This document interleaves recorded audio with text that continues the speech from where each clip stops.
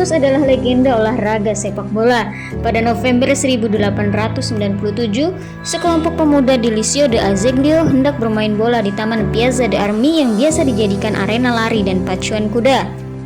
Duduk di bangku cadangan Piazza de Armi, ide itu muncul, mendirikan klub olahraga yang berkonsentrasi pada sepak bola. Nama Juventus tidak langsung disandang klub ini, bermula dari Società Viaport, kemudian Società Sportivo Massimo de Azeglio, dan yang terakhir Sport Club Juventus. Nama tersebut mampu menarik hati para pendiri sehingga mereka pun sepakat menggunakannya. Tidak main-main, Juventus mendapatkan 28 gelar juara dan menempatkannya sebagai klub terbaik Italia abad ke-20. Sahabat TGF, mau tahu bagaimana proses kesuksesan Juventus dari masa ke masa? Mari kita bahas bersama-sama.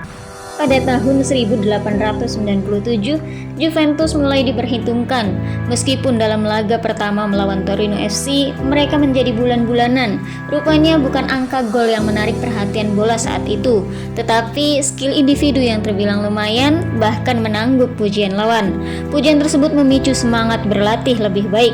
Pada tahun 1900, Juventus ambil bagian di Liga Profesional dan mencapai final di musim kompetisi 1903 dan 1904.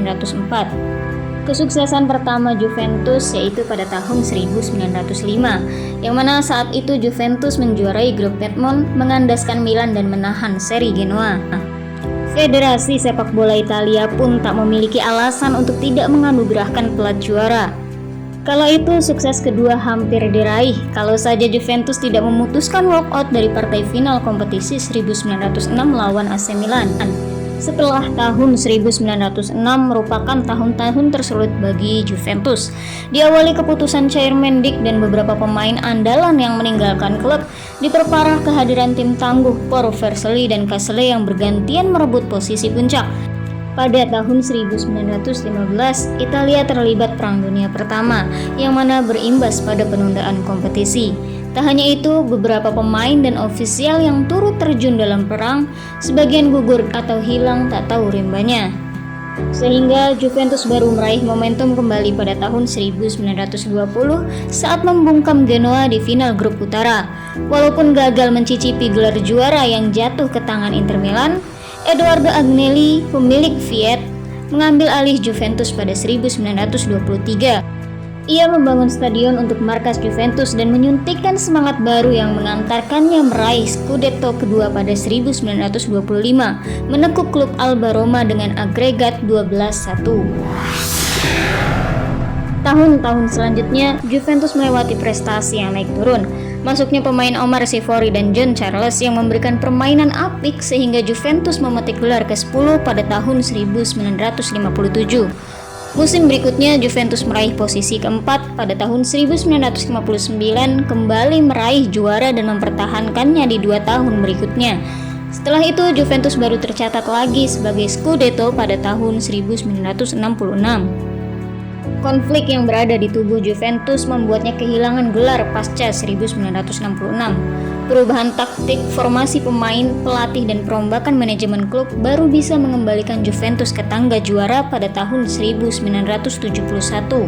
Lewat permainan apik Bettega dan Causio yang mampu meredam AC Milan, dan kehadiran kiper legendaris Dino Zoff dan Jose Altafini memperpanjang gelar itu tahun berikutnya, yaitu pada gelar ke-15. Juventus telah melewati masa yang panjang. Kesuksesan dan keterpurukan bergulir berganti-ganti. Kondisi tersebut berlangsung setelah badai skandal mengguncang klub yang dikenal dengan skandal Calciopoli, menyebabkan Juventus terdegradasi ke Serie B pada musim 2006-2007. Pada tahun 2007-2008, Juventus kembali ke Serie A. Juventus seperti api yang membara di awal musim.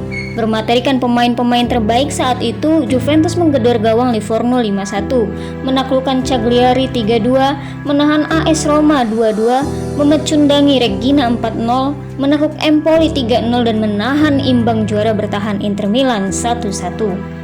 Juventus pun kembali ke lajur juara setelah menundukkan AC Milan, Parma, Atlanta, dan Lazio. Juventus memang tak berhasil memuncaki kompetisi, tetapi posisi ketiga tentulah sukses tersendiri untuk klub yang baru saja promosi. Bahkan mampu meraih gelar top scorer melalui kaptennya Del Piero yang membukakan 21 gol sepanjang musim. Nah, sahabat TGF, itulah proses kesuksesan sang legenda bola Italia. Ternyata kesuksesan pun harus melalui masa yang sulit ya.